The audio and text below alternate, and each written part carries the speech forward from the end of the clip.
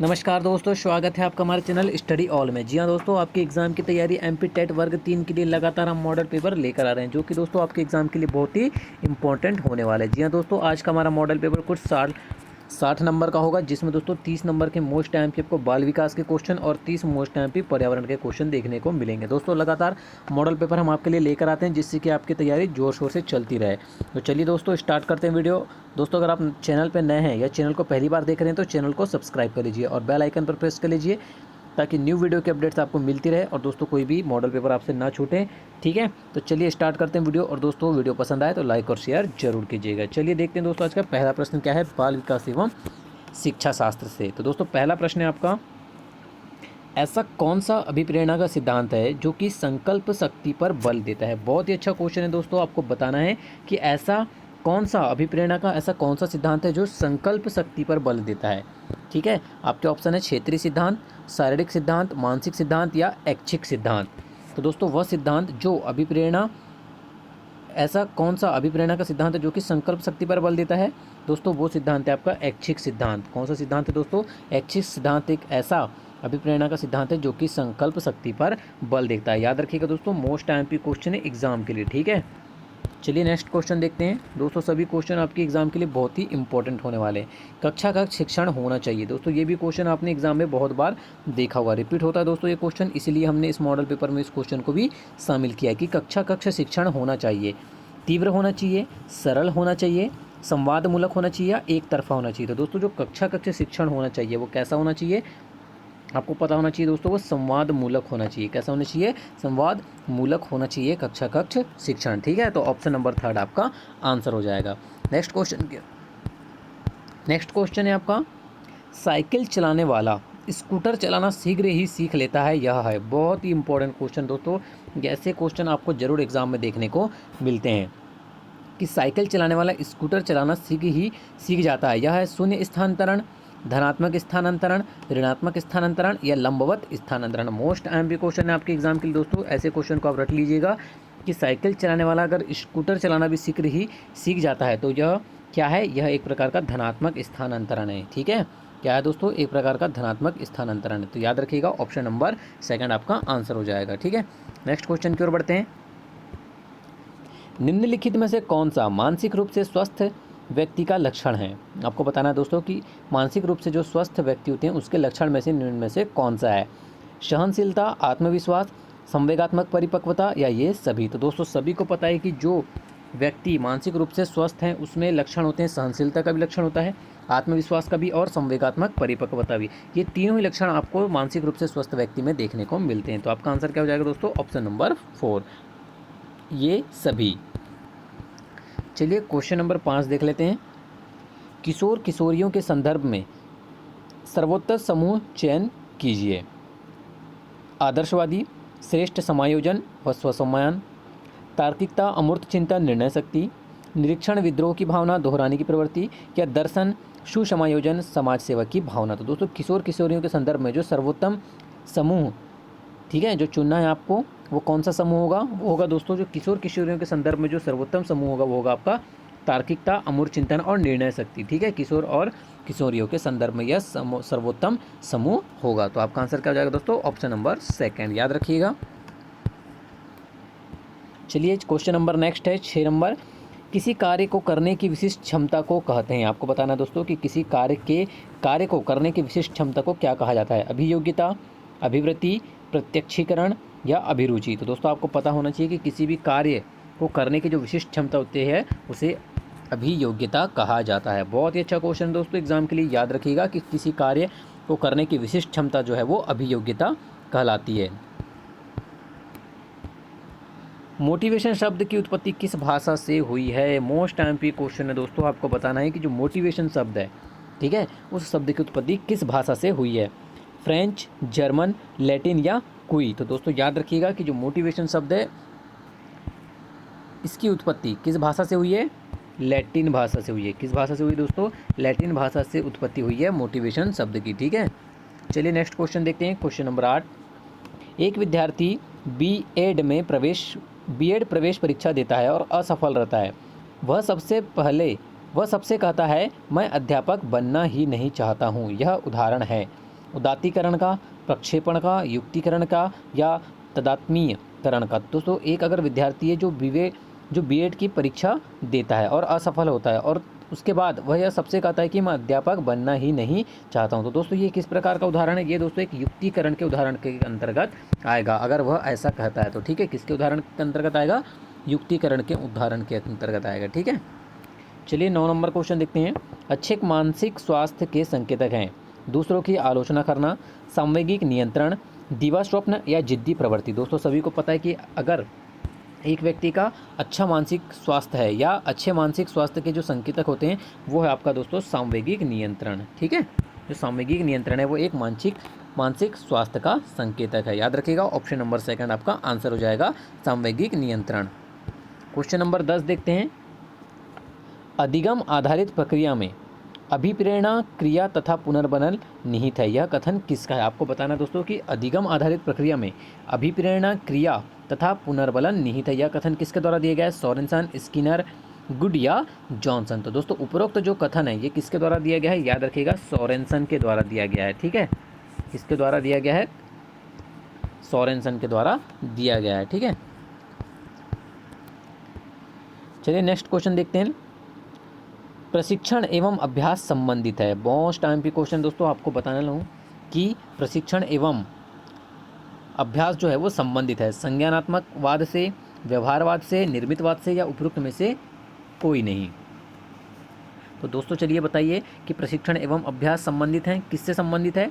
आपको याद रखना है दोस्तों, ये दोनों व्यवहारवाद से संबंधित है, व्यवहारवाद से संबंधित है। ठीक है, तो आपका आंसर क्या हो जाएगा दोस्तों? Option number second. ठीक है, क्वेश्चन नंबर 12 है। निम्न में से कौन से एक प्रक्रम का उपयोग एक अच्छा अध्यापक नहीं करेगा? प्रलोभन, निर्देशन, परामर्श या प्रोत्साहन। तो दोस्तों निम्नलिखित में से जो एक प्रक्रम का उपयोग जो एक अच्छा अध्यापक कभी नहीं करेगा वो है दोस्तों आपका प्रलोभन। बाकी निर्देशन, परामर्श और प्रोत्साहन, ये तीनों ही प्रक्रम का उपयोग जो है एक अच्छा अध्यापक करेगा। जो प्रलोभन होता है, ठीक है, इसका उपयोग एक अच्छा अध्यापक कभी नहीं करेगा। तो आपका आंसर हो जाएगा option number first. Next question की ओर बढ़ते हैं। मूल प्रवृत्ति अभिप्रेरणा सिद्धांत के प्रवर्तक कौन कहलाते हैं? फ्रायड एवं जुग, मैकडूगल, कर्ट लेविन या स्किनर। तो दोस्तों मूल प्रवृत्ति अभिप्रेरणा सिद्धांत के जो प्रवर्तक कहलाते हैं वो कहलाते हैं दोस्तों आपके मैकडूगल। ठीक है, याद रखिएगा, इंपॉर्टेंट क्वेश्चन एग्जाम में पूछा जाता है। ठीक है, कौन कहलाते हैं? मैकडूगल कहलाते हैं। तो याद रखिएगा, ऑप्शन नंबर सेकंड आपका आंसर हो जाएगा। किस विद्वान के अनुसार प्रेरकों का वर्गीकरण जन्मजात व अर्जित है? चलिए आपको बताना है दोस्तों कि किस विद्वान के अनुसार प्रेरकों का वर्गीकरण जो है वो जन्मजात व अर्जित है। थॉमसन, गैरेट, मैस्लो या गेट्स। तो दोस्तों किस विद्वान के अनुसार है प्रेरकों का वर्गीकरण जन्मजात व अर्जित? वो है दोस्तों आपका मैस्लो के अनुसार। ठीक है, किसके अनुसार है? मैस्लो के अनुसार जो है वो प्रेरकों का वर्गीकरण जन्मजात व अर्जित है। नेक्स्ट क्वेश्चन देखते हैं। मैस्लो के अतिरिक्त किस विद्वान ने प्रेरकों का वर्गीकरण किया है? मोस्ट टाइम पे क्वेश्चन दोस्तों आपको बताना है कि मैस्लो ने तो किया ही है प्रेरकों का वर्गीकरण, परंतु आपको बताना है कि मैस्लो के अतिरिक्त किसने भी, वो कौन से विद्वान है जिन्होंने प्रेरकों का वर्गीकरण किया है? स्किनर, गैरेट व थॉमसन, वुडवर्थ या हीथकोट। तो दोस्तों वो वैज्ञानिक हैं आपके या वो विद्वान हैं आपके, वो कौन है? गैरेट व थॉमसन, इन्होंने भी प्रेरकों का वर्गीकरण किया है। ठीक है, तो याद रखिएगा, ऑप्शन नंबर सेकंड आपका आंसर हो जाएगा। गेस्टाल्ट का अर्थ है, आपको बताना है दोस्तों कि गेस्टाल्ट का क्या अर्थ होता है? संज्ञान, अंतःदृष्टि, पूर्णाकार या अनुबंध। तो दोस्तों गेस्टाल्ट का जो अर्थ होता है वो होता है दोस्तों पूर्णाकार। ठीक है, क्या होता है? पूर्णाकार। याद रखिएगा, इंपॉर्टेंट क्वेश्चन एग्जाम में पूछा जा सकता है। क्रोध एवं भय प्रेरक हैं, स्वाभाविक, अर्जित, मनोवैज्ञानिक या कृत्रिम। तो दोस्तों जो क्रोध एवं जो भय प्रेरक हैं वो कैसे प्रेरक हैं? मनोवैज्ञानिक प्रेरक हैं। ठीक है, याद रखिएगा दोस्तों, बहुत ही अच्छा क्वेश्चन एग्जाम के लिए। ठीक है, जो क्रोध एवं भय हैं वो मनोवैज्ञानिक प्रेरक हैं। संप्रेषण का कार्य है सूचना का आदान प्रदान करना, शिक्षा एवं प्रशिक्षण, अभिप्रेरणा या उपयुक्त सभी। तो दोस्तों क्वेश्चन नंबर 18 है कि संप्रेषण का कार्य क्या होता है? दोस्तों सभी को पता है कि संप्रेषण का कार्य क्या होता है? सूचना का आदान प्रदान करना भी, शिक्षा एवं प्रशिक्षण भी और अभिप्रेरणा, ये तीनों ही काम आपके संप्रेषण के अंतर्गत आते हैं। तो आपका आंसर हो जाएगा दोस्तों ऑप्शन नंबर 4, ये सभी या उपयुक्त सभी। चलिए दोस्तों क्वेश्चन नंबर 19 देख लेते हैं। प्रेरक व्यवहार को पूर्ण करते हैं, सक्रिय बनाते हैं, दिशा प्रदान करते हैं या भावहीन बनाते हैं। मोस्ट आईएमपी क्वेश्चन दोस्तों एग्जाम के लिए आपको बताना है कि जो प्रेरक होते हैं वे व्यवहार को क्या करते हैं। दोस्तों आपको पता होना चाहिए कि जो प्रेरक होते हैं वो व्यवहार को दिशा प्रदान करते हैं। ठीक है, प्रेरक व्यवहार को दिशा प्रदान करते हैं। मोस्ट आईएमपी क्वेश्चन है, ऑप्शन नंबर 3 आपका आंसर हो जाएगा, याद रखिएगा। चलिए 20 नंबर क्वेश्चन देख लेते हैं। निम्न में से अभिप्रेरणा का कौन सा स्रोत है? आवश्यकता, चालक, उद्दीपन या ये सभी। तो दोस्तों निम्नलिखित में से जो अभिप्रेरणा के स्रोत के अंतर्गत आएंगे वो आवश्यकता भी है, चालक भी है और उद्दीपन भी है। ये तीनों ही आपके अभिप्रेरणा के स्रोत के अंतर्गत आते हैं। तो आपका आंसर क्या हो जाएगा? ऑप्शन नंबर 4, ये सभी।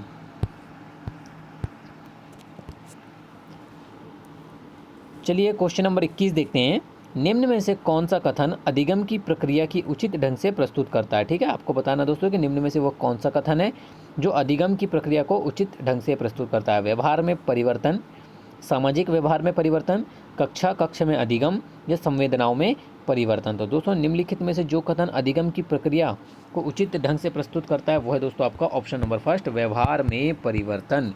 ठीक है, व्यवहार में परिवर्तन ही ऐसा कथन है जो अधिगम की प्रक्रिया को उचित ढंग से प्रस्तुत करता है निम्नलिखित में से। तो ऑप्शन नंबर 1 आपका आंसर हो जाएगा, याद रखिएगा। हल सिद्धांत किस प्रक्रिया से संबंधित है?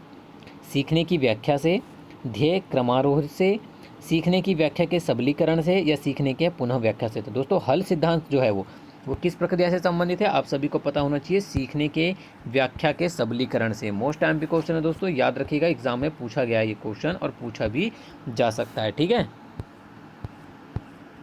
क्वेश्चन नंबर 23 है।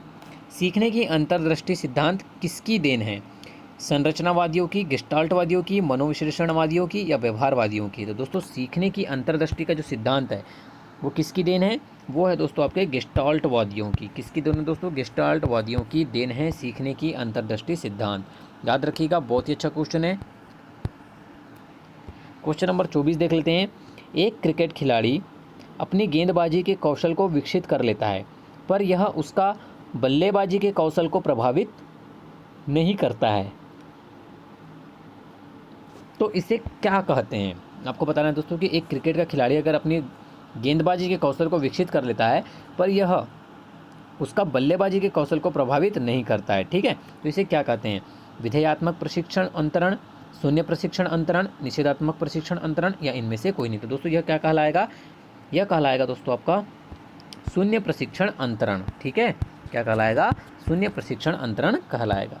चलिए नेक्स्ट क्वेश्चन देख लेते हैं, क्वेश्चन नंबर 25। गेस्टाल्टवाद के प्रतिपादक हैं। क्वेश्चन नंबर 25 है दोस्तों कि गेस्टाल्टवाद के प्रतिपादक कौन है? स्किनर, पावलाव, वर्दीमर या फ्रायर। तो दोस्तों सभी को पता है कि गेस्टाल्टवाद के प्रतिपादक कौन माने जाते हैं? वो माने जाते हैं दोस्तों आपके वर्दीमर। ठीक है, कौन माने जाते हैं? वर्दीमर को ही गेस्टाल्टवाद का प्रतिपादक माना जाता है। चलिए नेक्स्ट क्वेश्चन देखते हैं। शिक्षण अधिगम प्रक्रिया को प्रारंभ करने से पहले एक कुशल अध्यापक को क्या करना चाहिए? अधिगम परिस्थितियां उत्पन्न करनी चाहिए, छात्रों को दंडित करना चाहिए, चुटकुले सुनाने चाहिए या इनमें से कोई नहीं। तो दोस्तों शिक्षण अधिगम प्रक्रिया को प्रारंभ करने से पहले एक कुशल अध्यापक को क्या करना चाहिए? आपको पता होना चाहिए दोस्तों, अधिगम परिस्थितियों को उत्पन्न करना चाहिए। ठीक है, अधिगम परिस्थितियां उत्पन्न करनी चाहिए एक कुशल अध्यापक को। नेक्स्ट क्वेश्चन देखते हैं, क्वेश्चन नंबर 27 है। वैचारिक क्रिया अवस्था होती है। आपको बताना है दोस्तों कि वैचारिक क्रिया की अवस्था कौन सी है?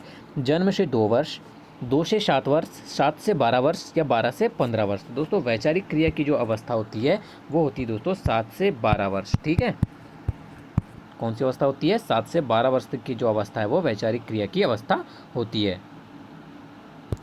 चलिए नेक्स्ट क्वेश्चन की ओर बढ़ते हैं। 28 नंबर क्वेश्चन है।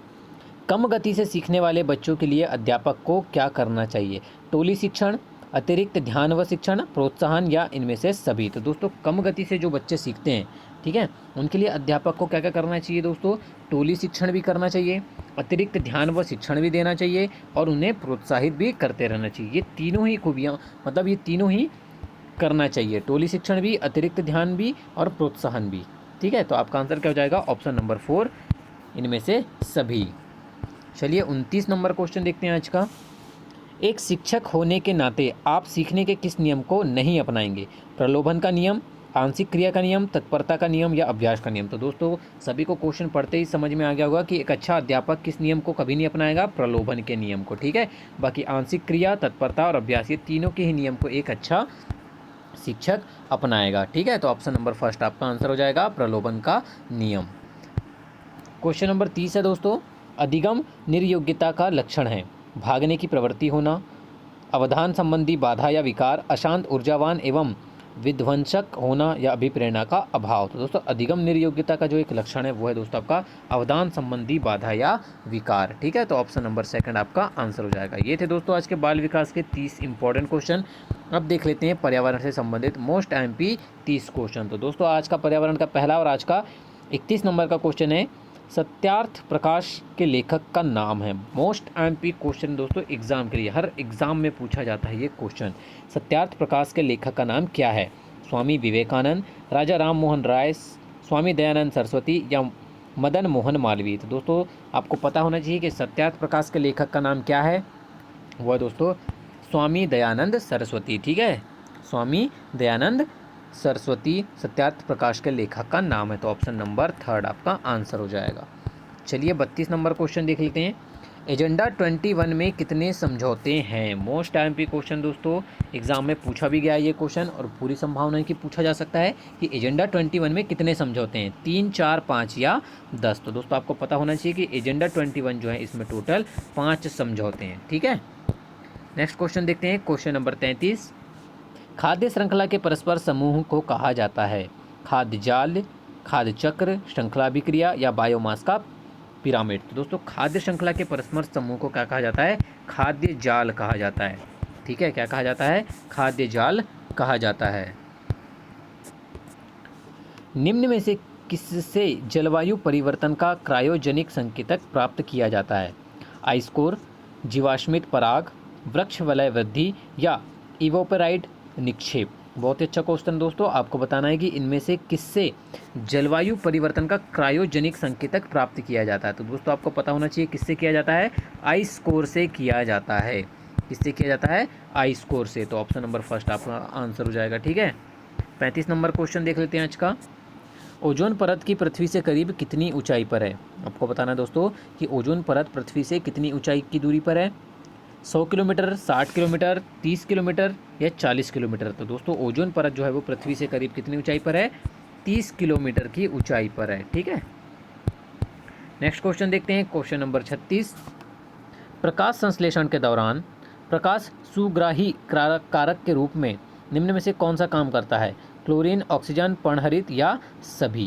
दोस्तों प्रकाश संश्लेषण के दौरान प्रकाश सुग्राही कारक के रूप में जो काम करता है वो करता है दोस्तों पर्णहरित या क्लोरोफिल। ये प्रकाश संश्लेषण के दौरान जो है प्रकाश सुग्राही कारक के रूप में काम करता है। ठीक है, याद रखिएगा, आपका आंसर हो जाएगा ऑप्शन नंबर थर्ड, पर्णहरित या क्लोरोफिल।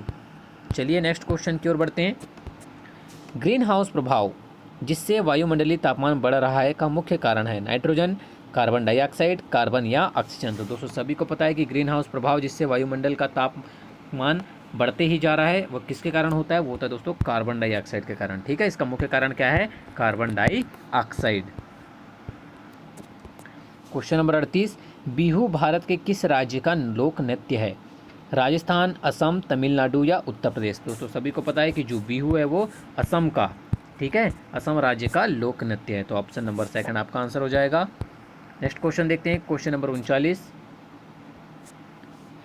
वातावरण में ग्रीन हाउस गैसों के बढ़ते बाहुल्य के कारण निम्नलिखित प्रभाव हुए हैं शिवाय भूमंडलीय गर्मी के, ऑक्सीजन निषेचन प्रभाव के, समताप मंडल में ओजोन के अवक्षय के या कार्बन डाइऑक्साइड निषेचन प्रभाव के। दोस्तों आपको बताना है कि वातावरण में ग्रीन हाउस गैसों के बढ़ते बाहुल्य के कारण निम्नलिखित प्रभाव तो हुए हैं, सिवाय किसके? वो हुए हैं दोस्तों ऑक्सीजन निषेचन के प्रभाव के। इसके अलावा बाकी ये तीनों ही प्रभाव हुए हैं, ठीक है, ग्रीन हाउस गैस के बढ़ते बाहुल्य के कारण। तो ऑप्शन नंबर सेकंड आपका आंसर हो जाएगा ऑक्सीजन का, ऑक्सीजन निषेचन प्रभाव। क्वेश्चन नंबर 40 है आज का। निम्नलिखित में से कौन कौन सा पदार्थ ओजोन नष्टकारक पदार्थ हैं? क्लोरोफ्लोरोकार्बन, हेलोन, नाइट्रोजन ऑक्साइड या उपर्युक्त सभी। तो दोस्तों ये उपर्युक्त सभी आपका आंसर हो जाएगा ऑप्शन नंबर 4। ठीक है, ये तीनों ही आपके ओजोन नष्टकारक पदार्थ हैं।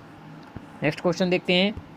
41 नंबर क्वेश्चन है, Rio+20 सम्मेलन में किसको सर्वाधिक महत्व दिया गया? ग्रीन सूचकांक को, स्वच्छ विकास सूचकांक को, ग्रीन इकोनॉमी को या ग्रीन जलवायु निधि को? तो दोस्तों Rio+20 सम्मेलन में जिसको सर्वाधिक महत्व दिया गया है वो दिया गया है दोस्तों आपकी ग्रीन इकोनॉमी को। ठीक है, ग्रीन इकोनॉमी को। तो आपका आंसर क्या हो जाएगा? Option number 3। 42 नंबर क्वेश्चन है आज का, निम्न गैसों में से कौन सी गैस हरित गृह प्रभाव में योगदान नहीं देती है? ऑक्सीजन, कार्बन डाइऑक्साइड, मीथेन या क्लोरोफ्लोरोकार्बन? तो दोस्तों निम्नलिखित में से वह गैस जो हरित गृह प्रभाव या ग्रीन हाउस गैस में जो योगदान नहीं देती है वह दोस्तों आपकी कौन सी गैस? याद रखिएगा, मीथेन गैस। ठीक है, मीथेन गैस। तो ऑप्शन नंबर 3 आपका आंसर हो जाएगा। निम्न ग्रीन हाउस गैसों में से ऐसी कौन सी गैस है जिसके द्वारा ट्रोपोस्फियर में ओजोन प्रदूषण नहीं होता है?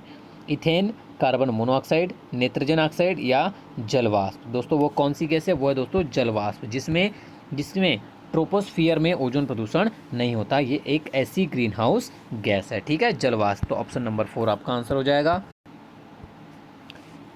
क्वेश्चन नंबर 44 है, ओजोन बायोस्फीयर को बचाती है एक्स किरणों से, अल्ट्रा वायलेट किरणों से, इंफ्रारेड किरणों से या गामा किरणों से? दोस्तों जो ओजोन बायोस्फीयर है या ओजोन परत जो है वो किससे बचाती है? वो बचाती है दोस्तों अल्ट्रा वायलेट किरणों से। ठीक है, पराबैंगनी किरणों से बचाती है ओजोन परत पृथ्वी को।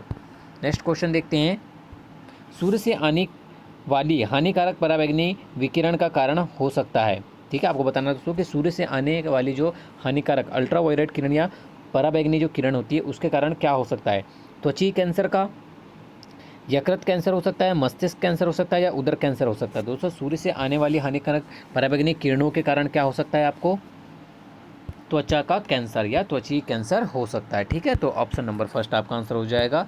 नेक्स्ट क्वेश्चन देखते हैं, क्वेश्चन नंबर 46, निम्न में से कौन सरोवर या झील में तेजी से वृद्धि करते हैं? सिंघाड़ा, हाइड्रिला, जलकुंभी या नागफनी? तो दोस्तों सभी को पता है कि सरोवर या झील में जो सबसे तेज़ी से वृद्धि करते हैं वो है आपके जलकुंभी।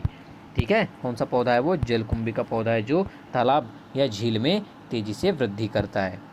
नेक्स्ट क्वेश्चन देखते हैं, क्वेश्चन नंबर 47, कौन से सम्मेलन में ग्रीन क्लाइमेट फंड की स्थापना की गई? मोस्ट एमपी क्वेश्चन दोस्तों, याद रखिएगा एग्जाम के लिए कि कौन से सम्मेलन में ग्रीन क्लाइमेट फंड की स्थापना की गई?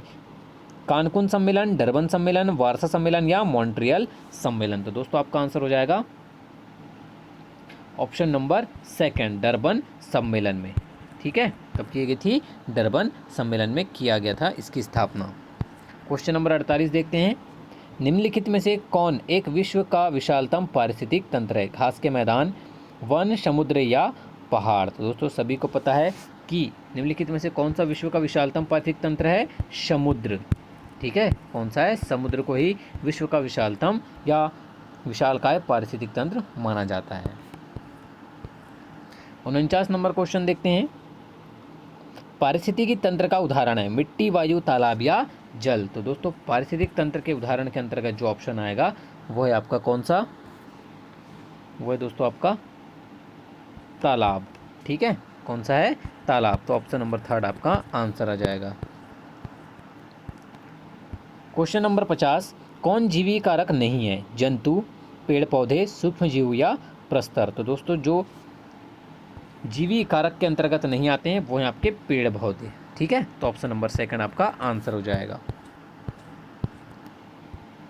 पर्यावरणीय शिक्षा में किस की शिक्षा दी जाती है? पर्यावरणीय ज्ञान, पर्यावरणीय समस्याएं, पर्यावरण प्रबंधन एवं सतत विकास या उपरोक्त सभी? तो दोस्तों पर्यावरणीय शिक्षा के अंतर्गत पर्यावरणीय ज्ञान, पर्यावरणीय समस्याएं और पर्यावरण प्रबंधन एवं सतत विकास इन तीनों ही की शिक्षा दी जाती है। तो ऑप्शन नंबर 4 आपका आंसर हो जाएगा, उपरोक्त सभी।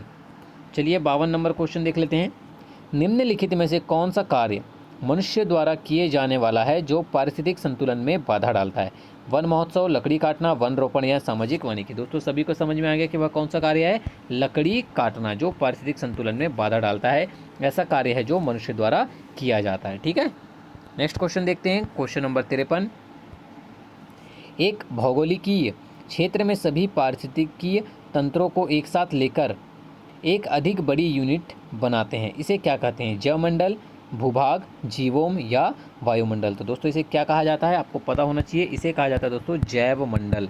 क्या कहा जाता है? जैवमंडल कहा जाता है। ठीक है, चलिए क्वेश्चन नंबर 54 है। ओजोन परत का अवक्षय मुख्यतः किस कारण से होता है? क्लोरोफ्लोरोकार्बन, रेडियोधर्मी किरणें, ज्वालामुखी उद्भेदन या विमानन ईंधन। दोस्तों सभी को पता है कि ओजोन परत का जो अवक्षय मुख्यतः किसके कारण होता है? CFC के कारण होता है, क्लोरोफ्लोरोकार्बन के कारण सर्वाधिक ओजोन परत का अवक्षय होता है। ठीक है, औपचारिक पर्यावरण शिक्षा का अर्थ है जल प्रदूषण बढ़ता है, वायु प्रदूषण बढ़ता है, ध्वनि प्रदूषण बढ़ता है, उपरोक्त सभी। तो दोस्तों औपचारिक पर्यावरण शिक्षा का जो अर्थ है वो option number first, second, third तीनों ही है। ठीक है, तो ऑप्शन नंबर 4 आपका आंसर हो जाएगा, उपरोक्त सभी। चलिए नेक्स्ट क्वेश्चन देखते हैं। निम्न में से कौन सा एक सरित या लोटिक पारिस्थितिक तंत्र का उदाहरण नहीं है? तालाब, मुहाना, नदी या लैगून। तो दोस्तों निम्नलिखित में से जो एक सरित या लोटिक पारिस्थितिक तंत्र के उदाहरण के अंतर्गत जो नहीं आएगा वो है आपका तालाब। ठीक है, तो ऑप्शन नंबर फर्स्ट आपका आंसर हो जाएगा तालाब। क्वेश्चन नंबर 57 देखते हैं। सिख धर्म, दोस्तों ये सिख धर्म के संस्थापक निम्न में से कौन है? गुरु नानक देव, गुरु तेग बहादुर, गुरु गोविंद सिंह या गुरु अर्जुन देव। तो दोस्तों सिख धर्म के जो संस्थापक हैं वो हैं दोस्तों गुरु नानक देव। तो ऑप्शन नंबर फर्स्ट आपका आंसर हो जाएगा, याद रखिएगा। 58 नंबर क्वेश्चन है, दक्षिणी गोलार्ध का सबसे लंबा दिन किस दिन होता है?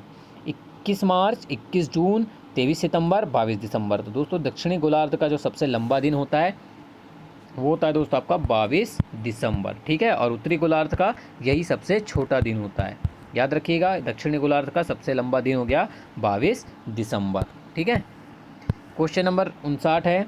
पर्यावरणीय ह्रास का पर्यायवाची है पर्यावरण अवनयन, पर्यावरण निम्नीकरण, पर्यावरण अपकर्षण या उपरोक्त तीनों। तो दोस्तों पर्यावरण ह्रास का जो पर्यायवाची वो है वो पर्यावरण अवनयन भी है, पर्यावरण निम्नीकरण भी है और पर्यावरण अपकर्षण, ये तीनों ही आपके पर्यावरण ह्रास के पर्यायवाची के अंतर्गत आते हैं। तो ऑप्शन नंबर 4 था आपका आंसर हो जाएगा, उपरोक्त तीनों।